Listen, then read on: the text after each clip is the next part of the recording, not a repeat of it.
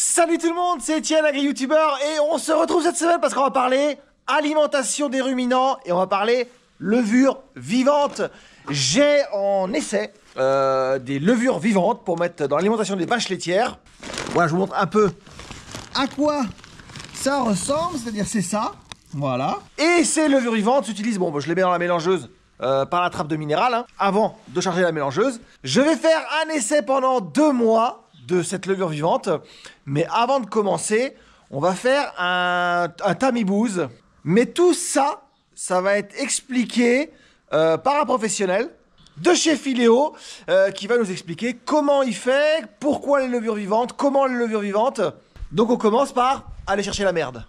Donc là, on commence par, on lève les vaches au fur et à mesure pour, voilà, prélever les bouses qui tombent. Et comme ça, on pourra faire après dans le... directement... on chope directement au plat. Exactement. On chope directement au plat. Du producteur au consommateur. Du producteur au consommateur. Donc on en prend combien en tout, tu m'as dit? Entre 4 et 6. D'accord, ok. En fonction de la taille des troupeaux. Bon bah écoute, vu qu'on n'a pas de vélage depuis 2 mois à peu près, donc on est dans les critères, c'est 60 jours, tu m'as dit? Entre 50 et 200 jours de lactation. Voilà. Hein, l'idée étant d'éviter les frais gelés qui ne sont pas complètement stabilisés en termes de fonctionnement digestif, mais aussi d'éviter les plus de 200 jours qui vont avoir tendance à faire un peu moins de Chope lait. celle-là si tu veux. Hop, voilà. On va en prendre d'autres. Ouais. On va enlever d'autres, à la limite. Si elles sont généreuses, on va se servir. Ouais, si elles veulent. Attends, je peux enlever celle-là. Allez, hop. Voilà. Bon, vous savez, hein, quand on lève une vache, en règle générale, On la fait chier. ça la fait chier. Dans les deux sens du terme. Non, mais reste là, toi. Reste là. Bon, les deux se sont levés, on va bien voir. Bon, si elle va s'y mettre. On va prendre elle. Attends, voilà. On va connecter. Oh là. Doucement. Hop. Allez, Merci, tac. madame. On va avancer au bout du bâtiment, on va aller en chercher une ou deux autres en plus. Ouais. Hop. Voilà. Au four, combien de temps? 5 minutes au four? 220 degrés. 220 degrés au 10 four. minutes. C'est Et ça fait un bon repas de Noël. Ouais, oui, c'est Noël. Je sais pas si tu veux prendre celle-là. Tac. Allez. Donc là, on Hop est à là. cette vache. Ouais, On a largement ce qu'il faut. ouais. On va aller vers Attention. l'endroit où on va laver les bouses Ouais. et on va expliquer comment on fait Ok. la tambouille. Ouais, ok, bah, c'est parfait. Allez, on y va. Maintenant qu'on est revenu avec la bouse fraîche, comment tu procèdes? Alors là, l'objectif, on va remélanger en fait les 7 bouses qu'on a récupérées dans l'élevage. Ouais. Et ensuite, on va vider dans le seau pour qu'il ne reste plus que 1000 grammes de bouse fraîche qu'on va ensuite verser sur les tamis. D'accord. Donc si on va au tamis, on a 2 tamis. Un tamis avec une grille de 5, Ouais. superposé sur un tamis avec une grille de 2. On a des pieds inox derrière pour que l'eau s'évacue, mais ça on le verra juste après. Ouais. Donc là, tu vas peser. Ouais. Alors je mélange pour que ce soit homogène par rapport à tout à l'heure. On n'est pas loin de la cuisine. Hein. Ouais. Évidemment, on n'oublie pas la tare. Hein, le récipient en l'occurrence faisait 210 grammes. Donc l'objectif c'est d'être à 1210. 1210. J'ai toujours été très bon en maths. C'est pas mal. C'est pas mal. Sous contrôle d'huissier. On voit pas si ça c'est bon là. On est tout bon. On est tout bon. Donc le kilo de bouse, on va le mettre sur la grille de 5 mm.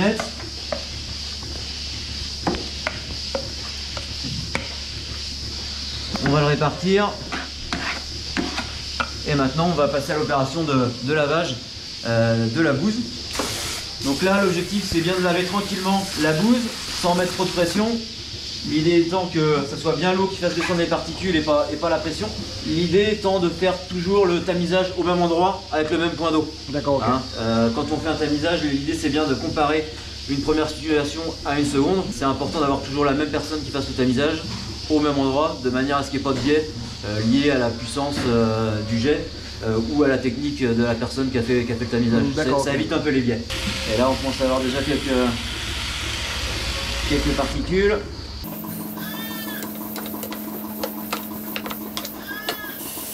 Alors au départ, le temps que ça se délaye, il y a toujours un peu plus de temps. À la fin, ça va un peu plus vite.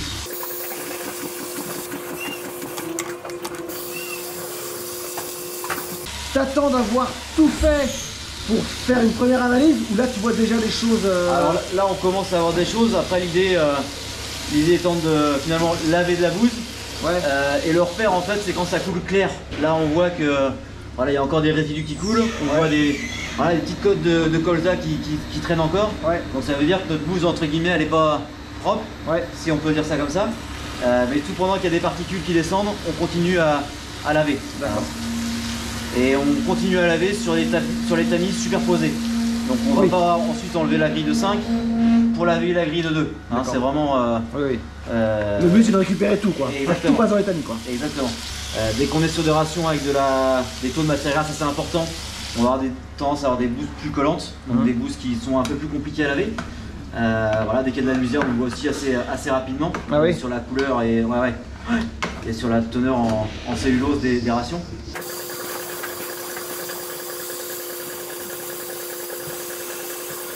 Après moi ça c'est quelque chose qu'on fait, on le fait de temps en temps, mais c'est vrai qu'on le fait pas très souvent sur la ferme. Donc c'est toujours hyper intéressant en fait de voir ce qui ressort en gros à la fin quoi. On sait ce qui rentre dans la vache, on sait ce qui ressort évidemment, mais on n'analyse jamais vraiment, on regarde les bouses, on donne un coup de pied dedans pour voir un peu à quoi ça ressemble, mais on n'analyse jamais vraiment ce qui ressort de la vache. Alors ça s'appelle un tamis à bouse. Un tamis à bouse. Nous on l'a renommé Digescan, c'est-à-dire analyse de la digestion, puisqu'effectivement en élevage laitier, en élevage ruminant de manière générale, on a des indicateurs sur la production laitière, mais on n'a pas beaucoup d'indicateurs sur la valorisation de la ration. Et là, l'idée de l'outil, c'est vraiment de mesurer ce qui est, si l'animal ou si le troupeau digère bien ce qu'on lui donne. Donc forcément, il y aura toujours des particules indigérées. Après, on verra tout à l'heure qu'il y a, quand on trouve pas mal de grains, il y a peut-être pas mal de fibres, il y a peut-être des leviers justement pour aller chercher l'énergie présente dans ces grains et ces fibres qui vont se transformer en lait ou en taux derrière.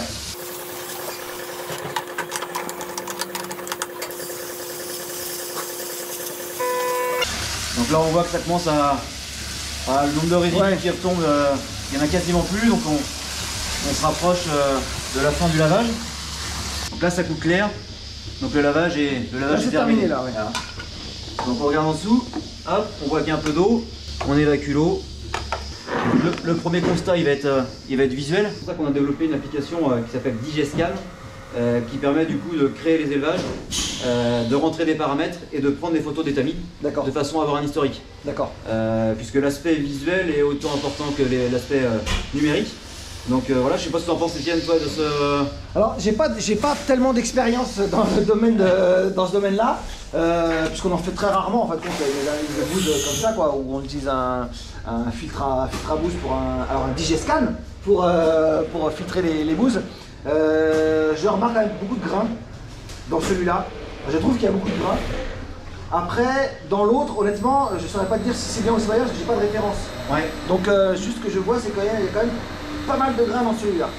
Effectivement, il y a pas mal de grains et ce qui est intéressant, c'est pour ça que j'ai gardé le seau avec la bouse d'origine, on va l'appeler comme ça. La bouse d'origine, C'est que la bouse d'origine, on a l'impression, je sais pas si on voit bien, mais on a l'impression qu'on voit 2-3 grains. Et moi, c'est ce que j'appelle l'effet iceberg, c'est-à-dire quand on voit en passant un coup de botte dans les bouses un grain, quand on lave, on en retrouve 10 fois plus. D'où l'intérêt de laver, on retrouve pas mal de grains. On retrouve aussi pas mal de pellicules ou de tiges de maïs. Donc ça veut dire qu'il y a encore de l'énergie à aller chercher. Alors il y a après les petits points noirs là, c'est des pellicules de colza. Je pense qu'il y a un peu de colza dans la ration. On voit pas très peu d'herbe, il y a un petit peu de particules d'herbe, mais on voit qu'il y a quand même à aller chercher des grains qui sont éclatés. Ça nous arrive de faire des diagnostics dans lesquels le grain n'est pas éclaté. Donc là, il faut aller se poser la question du chantier d'ensilage. Ça nous arrive même de retrouver du gravier. Ah oui Ouais, carrément. Là, faut poser des questions. Donc là, le problème, c'est souvent le tas d'ensilage avec le sol qui s'est abîmé. On ne retrouve pas forcément ici de mucus intestinal, mais ça nous arrive, et si vous réalisez des tamis, si vous retrouvez des grandes filasses d'une espèce de pellicule grasse, voilà, faut se poser la question d'un excès d'amidon qui vient agresser l'intestin, auquel cas une correction de la ration est nécessaire. Et donc ça, c'est la grille de 5 mm, donc c'est là où on va retrouver les particules, on va dire, dans lesquelles il y a le plus de valeur, où il faut absolument aller chercher une diminution. Alors on va peser, on aura un chiffre tout à l'heure à annoncer. Sur cette grille de 2 mm, là on retrouve plutôt tout ce qui est moins digestible, donc l'aspect cellulose, mais plutôt l'aspect lignine, dans lequel il y a beaucoup moins de valeur. D'accord. Donc sur cette partie-là, elle est intéressante à observer sur l'évolution et la comparaison. Mais très clairement ici, alors là on voit un petit peu d'éclat de maïs. Mais c'est pas là où il y a le plus à aller gratter. On retrouve pas mal de pellicules de colza, mais là c'est pareil, c'est pas là où on a le plus d'énergie ou d'éléments à aller chercher. Le vrai repère, et là où il y a à mon avis du plus à aller chercher.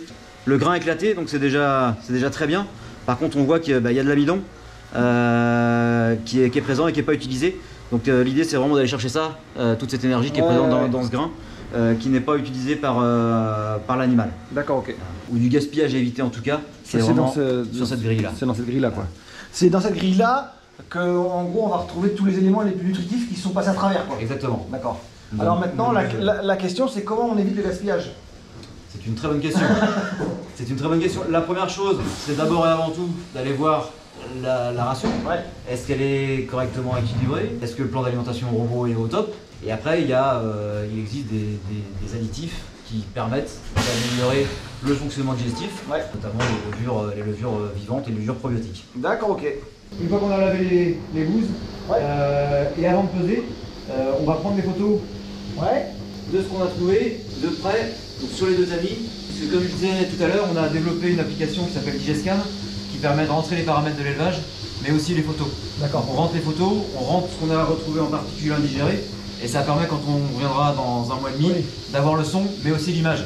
Et de revoir s'il y a plus ou moins de grains par rapport à ça. Exactement. Et tu as ton historique, donc du coup ton historique tu le gardes à vie À vie. D'accord. C'est-à-dire que dans un an, si tu te dis, bah tiens, j'étais à 35 kg de lait avec tant de particules indigérées, tu peux retrouver ta ration, tu peux retrouver l'historique de la production, mais tu peux aussi retrouver tes photos. D'accord, ok. Ce qui va te permettre de te dire, bah ouais, j'avais plus de lait parce que j'avais moins de particules indigérées. Et qu'est-ce que j'avais dans ma ration Ça te permet d'avoir un historique en fait de ta ration, quoi. Pas de l'analyse de bouse et de la ration, quoi. Exactement. Ok. Passons la pesée.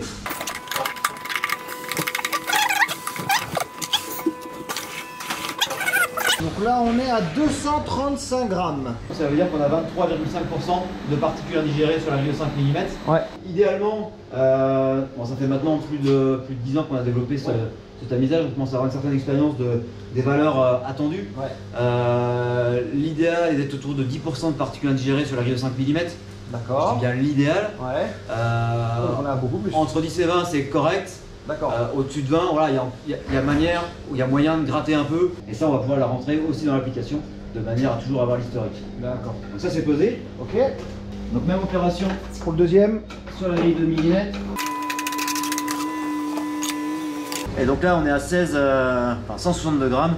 Donc on a un peu plus de 16%, ce qui est correct. Alors dans l'idéal, il faudrait plus de particules indigérées sur la grille de 2 mm que sur la grille de 5. En fait, sur la grosse grille où il y a la valeur, mieux c'est. Oui, d'accord. Forcément, à partir du moment où on digère cette tige de maïs, il y a forcément une limite cellulose qui va être utilisée par l'animal et la lignine qui va descendre sur la grille de 2. On va rentrer ça dans l'application et maintenant on va travailler sur le côté comment gagner ces kilos ou litres de lait perdus. Tout à fait.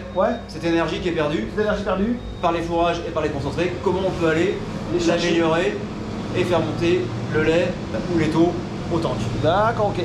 Voilà, maintenant qu'on a fait les photos, tu as pris les photos. Maintenant on a sorti le téléphone pour l'application. Qu'est-ce que c'est comme application? Comment ça marche? Alors l'application s'appelle Digescan. Elle est disponible et gratuite sur Android et App Store. Le technicien crée le nom d'élevage. Là en l'occurrence, on a appelé l'élevage Étienne dans la Sarthe. On va rentrer la race, le nombre de vaches. On va ensuite, vous avez un petit module pour découvrir comment tamiser avec les différentes opérations, dont ce qu'on a pu voir juste avant. Et ensuite, on va créer le tamis. Donc il y a la date qui apparaît, le type de tamis qu'on a créé. Donc avant supplémentation en levure vivante, actisaf ou pendant ou en dehors. Donc là en l'occurrence c'était avant supplémentation. Qui a effectué le tamisage? Donc c'est moi l'utilisateur. Donc en l'occurrence c'est oui, ça aurait été toi, on aurait mis ton nom.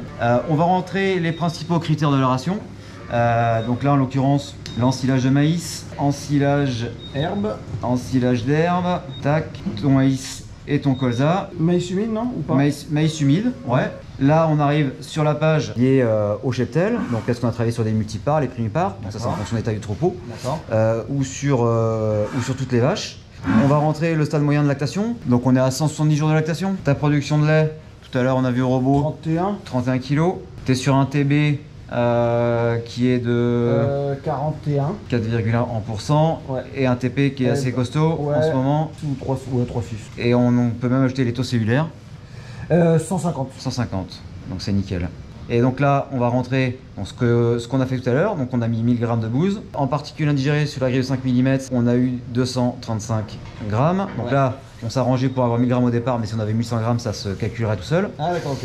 Donc on peut ensuite rentrer les photos, soit via la galerie, ouais. soit en direct live. Ouais. Donc là, je vais reprendre sur la grille de 5, tac, et utiliser la photo. Ça c'est mis automatiquement. Sur la grille de 2, donc on avait 16,5%, donc 165 grammes. Et là c'est pareil, je prends la photo en direct live. Hop, on peut ajouter un commentaire. Ouais. Donc là en l'occurrence, présence de grain. Ouais. Hein, ça nous permettra, même si on l'a sur la photo, de s'en rappeler. On valide. Notre premier tamis du coup est créé. D'accord. Et stocké. Ouais. Si tu veux éditer un premier rapport, tu peux éditer un premier rapport. Ok, parfait. Là on a vu ça, comment le tamis utilisé, l'application, très bien, les explications impeccables. La prochaine étape? Prochaine étape, ouais.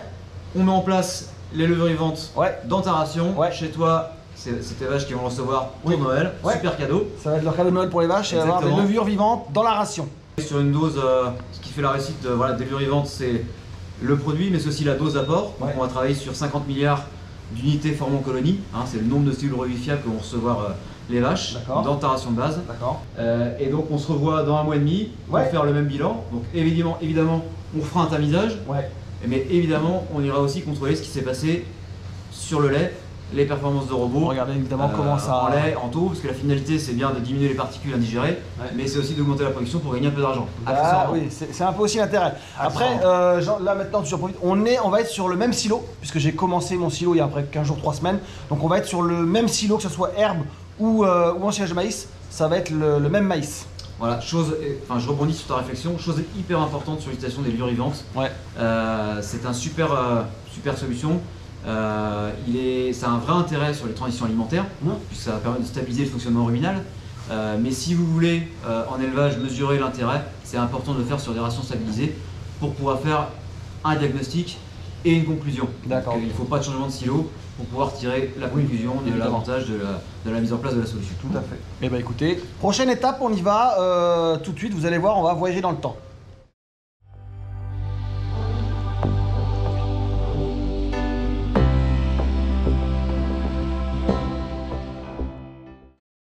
Donc ça y est, c'est bon, 2 mois se sont passés depuis l'utilisation des levures vivantes Actisaf.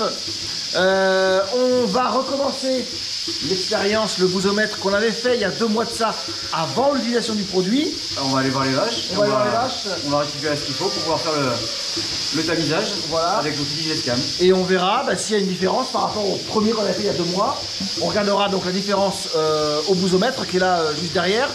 Et on regardera évidemment les résultats et tu m'expliqueras un peu le fonctionnement du produit. Ouais, sans souci. On file avec les vaches. Donc on essaye de prendre des bouses de vaches entre, tu me disais combien? Entre 50 et 200 jours de lactation. On essaie de prendre des vaches qui sont à peu près représentatives du troupeau. D'accord. Donc on évite les fraîches vélées qui ont souvent des transits qui ne sont pas bien réglés. Ouais. Et on évite les vins de lactation qui vont moins consommer, donc qui vont avoir tendance à avoir des bouses un peu plus sèches. D'accord, ok. Donc on vient de prendre la 19-14. On a pris aussi la vache là-bas. Elles sont toutes à moins de 200 jours. Elle est à 160, elle est à 200 jours. Voilà, donc comme l'autre fois, on récupère une spatule à chaque fois. Ouais. Encore une? Allez, une petite dernière. Allez, on va essayer de se faire la 19-1. On va retourner au robot de traite et puis on va passer tout ça au tamis. On va laver les bouses. On va laver les bouses. On va voir ce qu'on peut lire dedans. Exactement. C'est parti. Et je vais en vider un peu pour garder à peu près 1000, pour dire des 1000 grammes de bouses, 1 kg de bouses. Les bouses dans le tamis. Donc le tamis est composé d'une grille de 5 mm. Donc le tamis Digescam et une grille de 2 mm. Ouais. Et donc on va laver superposé avec les grilles superposées. Voilà, au début ça met un peu de temps parce qu'on a quand même pas mal de matière. Ouais. Donc on brasse tranquillement.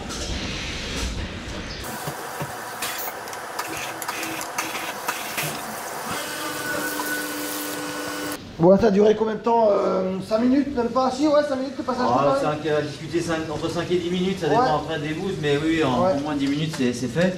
Donc là c'est le premier tamis du dessus. Voilà. Ça fait combien de millimètres déjà? Alors là la grille c'est des grilles de 5 mm. Ouais. Et la grille inférieure on est sur des grilles de 2 mm. D'accord, ok. Donc le premier constat qu'on peut faire avant de peser, Ouais. alors on voit qu'il reste des particules digérées, mais ça il y en aura toujours et heureusement. Ouais. On voit qu'il y a un peu de grain, par contre par rapport au premier tamisage, on retrouve moins de fibres, certainement aussi un peu moins de grain. Donc je pense que la surprise devrait être bonne par rapport à la pesée, mais on va voir juste après. Ouais, je vous mets en parallèle, de toute façon en direct là, en direct, les photos du premier tamis. Vous l'avez vu en tout début de vidéo. Le premier tamis, je vous remets là maintenant les photos du premier tamis pour que vous voyez en même temps la différence. Donc sur cette grille, on répète, hein, c'est là où on retrouve les éléments où il y a de la valeur. Et donc sur la grille de 2 mm, hop, qu'on Là on retrouve passe ici. à la deuxième grille. Donc voilà, on va regarder ce qui se passe. Mais là on a les petits éclats de maïs. On retrouve quelques coques de colza. Et puis il y a tout ce qui est lignine dans lequel il n'y a pas trop de valeur. Et donc l'objectif c'est d'avoir plus de particules sur la grille de 5 mm que sur la grille de 2 mm. D'accord. Hein. Là l'idée c'est d'être autour de 10% voire moins si c'est possible de particules indigérées. D'accord. On va voir ce qu'on retrouve. Et ici l'idée c'est d'être autour de 15% de particules indigérées. De manière à avoir ce ratio 10% sur la grille de 5 et 13, 14, 15 sur la grille de 2. On pèse tout ça? Place à la pesée. Place à la pesée. On a rallumé la balance avec le récipient par-dessus. On va voir à peser ce qui reste. On se retrouve avec 10. Alors on est à 101 grammes sur notre kilo, donc on est à 10% de particules indigérées sur la grille de 5 mm. Ouais, je vous remets les chiffres des premiers résultats parce qu'on les a plus en tête. On était autour de 20. On était à 23% de particules indigérées sur le tamis qu'on a fait il y a 2 mois sur la même ration, en prenant le même type de vache. Donc ce qu'on a vu en visuel, ça a l'air de se confirmer. Ouais, qu'elle digère mieux pour l'instant, il y a zéro trucage, elle digère beaucoup mieux par rapport au tamis qu'on a fait. Maintenant on va peser le deuxième. Donc là maintenant on va peser deuxième tamis. Sur la grille de 2 mm. Ouais. Tac tac tac. Deuxième tamis, on est à... Attendez, je vais essayer de montrer. 150, 149, 150. Ouais, on est à 15%. 15%. En sachant que sur le premier tamis, on était à 16,5. 16,5. Donc voilà, comme je disais tout à l'heure, l'objectif c'est d'avoir plus sur cette grille-là que sur la grille de 2 mm que sur la grille de 5 mm. Donc là, ce qui est intéressant, c'est qu'on a réussi à baisser sur la grille de 5 mm, mais on a également réussi à gratter, on va dire 2% sur la grille de 2 mm. Donc ça veut dire que ce qui est plus dans les bouses est utilisé par l'animal. Ouais, voilà, ça. Donc on ira voir après au niveau des résultats ce que ça a donné. Mais au niveau des grosses différences, enfin vraiment grosses différences, au niveau là des tamis par rapport à ce qu'on a fait il y a 2 mois, on voit quand même nettement une différence sur les bouses, c'est une évidence. Maintenant c'est à aller voir sur les résultats, on va dire techniques, production laitière, ce que ça a donné. Ouais. Et ben on va dans le bureau, on va voir ça. Donc maintenant on se retrouve devant le PC, devant ton ordinateur et aussi l'application pour rentrer les données. Tout à fait. Alors, les résultats de tamisage ainsi que les photos. Donc tout ça on les a rentrés sur l'application et ensuite on peut aller jusqu'à l'édition d'un rapport. On va retrouver les résultats de tamisage, les résultats d'évolution de la ration s'il y a eu ou pas, mais en l'occurrence il n'y a pas eu d'évolution de la ration, les évolutions de production laitière, on va y revenir juste après, et on retrouve la comparaison et les photos des tamis qu'on a rentrés le 23 décembre et aujourd'hui. Donc ça c'est toutes les données qui sont enregistrées et moi j'ai de toute façon mes données, alors c'est pas facile, je sais pas si on voit bien les données à l'écran Robotraite, valeur Robotraite qui sont enregistrées sur le, enfin qui sont enregistrées par le Robotraite. On a là la courbe de production journalière sur les 2 mois, donc du 20-12 là jusqu'on est là, on est au 21-02. Donc vous voyez, là il y a 30, on voit le 30 ici, on est légèrement au-dessus, on est un petit peu au-dessus des 30, on est entre 31 et 32 au-dessus. Donc sur Une production journalière, alors sans vélage, puisque moi je ne fais pas de vélage d'hiver, donc c'est-à-dire que moi là, les vélages vont reprendre maintenant, là, fin février, les vélages vont recommencer gentiment. Donc on est sur un bon maintien de la production laitière, sachant qu'on a quand même gagné quasiment 60 jours en tout de stade de lactation. En effet, quand on regarde les résultats d'un peu plus près, sur le lait on est pareil. On pourrait se dire on n'a rien gagné, mais la différence c'est qu'il y a 60 jours de lactation de plus. Donc au 23 décembre on était à 160 jours de lactation, et aujourd'hui on a 224. Exact. Donc le lait est resté identique. On a gagné un petit peu en TB, on a gagné 0,3 sur la matière grasse, et un petit peu aussi sur le TP. Voilà, si on regarde sur des choses, un calculateur qui permet de ramener le lait corrigé à 150 jours, on est sur la même production en lait standardisé, à savoir 34 kg d'œufs. Après, si on ramène ça sur une courbe théorique à 150 jours, on a un gain de lait qui est assez important. Mais je dis bien ramené à 150 jours, on passe de 34,9 au 23 décembre à aujourd'hui, pour une vache théorique à 150 jours, à 39 kg d'œufs. Et ça vient expliquer finalement les particules indigérées qu'on n'a plus sur la grille de 5 et sur la grille de 2. L'animal l'a utilisé pour faire de la production laitière, alors plus sur des débuts de lactation. Les fins de lactation ont certainement repris de l'état, mais ça on ne l'a pas mesuré, et des taux. Mais on vient. C'est vrai que on voit ça dans les boosts. Donc on a bien vu au tamis la grosse différence par rapport au boost d'il y a 2 mois et au boost d'aujourd'hui. Et en termes de production, c'est vrai que moi je voyais ma production qui restait relativement stable en fait au final, qui tourne toujours autour de 31-32 kg de lait par jour. Et au final, oui, le stade de lactation a beaucoup avancé. Et du coup, quand tu dis lait standard, c'est corrigé avec les taux. Oui. Voilà, c'est corrigé avec les taux. Et on se retrouve au final avec une production qui s'est très très bien maintenue, et pourtant un stade de lactation qui a beaucoup avancé. Donc maintenant que vous avez vu tous les résultats techniques, ce qui est quand même très intéressant aussi de savoir, je pense qu'il y a beaucoup de questions à ce sujet-là, c'est le prix. Combien ça coûte à peu près le produit que j'ai utilisé? Alors très bonne question.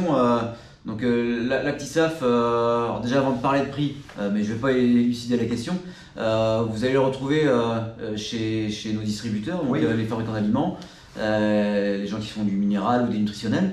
Donc il y a différents biais pour avoir le produit, puisqu'on peut le mettre dans l'aliment. La levure vivante est thermorésistante, donc on peut le mettre dans le granulé, on peut le mettre dans le minéral, et on peut le mettre aussi, comme tu as pu le mettre toi, en nutritionnel sur la ration. Et donc le coût va dépendre en fonction de s'il est incorporé dans l'aliment ou en nutritionnel, mais grosso modo ce qu'il faut retenir, ça coûte autour de 9 centimes par vache et par jour. D'accord. Le seuil d'équilibre au jour d'aujourd'hui, c'est à peine un quart de litre de lait pour rentabiliser le produit et l'investissement en levure vivante. Ok, donc là merci d'avoir donné le prix, c'est déjà quand même très intéressant parce que je pense que la question va être beaucoup posée. Vous avez le prix, maintenant on va aller voir un peu avec les vaches, faire une conclusion. Ouais, on est parti. On va voir les vaches. Donc vous avez vu un peu tous les résultats techniques, les tamis, la quantité de lait, ce que ça donnait en final sur les 60 jours, parce qu'on l'a fait pendant 2 mois. Alors je connaissais les levures vivantes, j'en avais jamais essayé, c'est la première fois que j'utilise des levures vivantes. Donc j'ai trouvé ça super intéressant de le faire sur la ferme, de voir en vrai comment ça fonctionnait, de pouvoir tester votre produit. Maintenant quand même, explique-moi, parce qu'on n'en a pas parlé, de quand on l'utilise, pourquoi on les utilise les levures vivantes. La levure vivante Actisaf, c'est un probiotique. Alors, la définition du probiotique, ça veut dire pour la vie. Donc c'est un produit qui nécessite un enregistrement européen. Donc si le produit est commercialisé depuis plus de 30 ans maintenant, c'est qu'il a été fait preuve de son efficacité par des essais validés par l'Europe. Après, d'un point de vue très terre à terre, comment ça fonctionne? La levure, c'est un champignon que nous on multiplie dans nos usines. Et c'est le même type quand on dit levure vivante, c'est le même type de levure dans les grandes lignes, c'est pas la même génétique, mais que des levures qu'on utilise en nutrition humaine quand on a des troubles digestifs.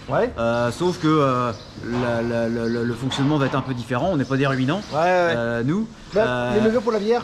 Alors on produit le SAF produit des levures aussi pour la bière, pour le vin. C'est le même type de produit, c'est pas exactement la même génétique évidemment. Pour ce qui est de l'animal, en fait, la levure vivante, quand elle arrive dans le rumen, elle va se revivifier, et donc elle va permettre d'améliorer l'anaérobie du rumen. Donc un rumen, c'est un gros fermenteur, ça on l'a appris à l'école, qui fonctionne bien que s'il y a très peu d'oxygène. Donc en baissant la pression d'oxygène, on va retrouver des conditions favorables à 2 grandes familles de bactéries. Les bactéries qui consomment l'acide lactique. Donc l'acide lactique, c'est ce qui provoque la subacidose. Donc c'est pour ça qu'on va observer moins de pattes rouges, moins d'animaux en situation un peu délicate. Et la deuxième grande famille de bactéries qu'on va stimuler, ce sont les bactéries qui consomment la cellulose. D'accord. C'est pour ça que quand on a fait nos tamis, ce qu'on a retrouvé en quantité moins importante, c'est la fibre. Hein, puisque naturellement, on va venir stimuler les bactéries qui consomment la cellulose.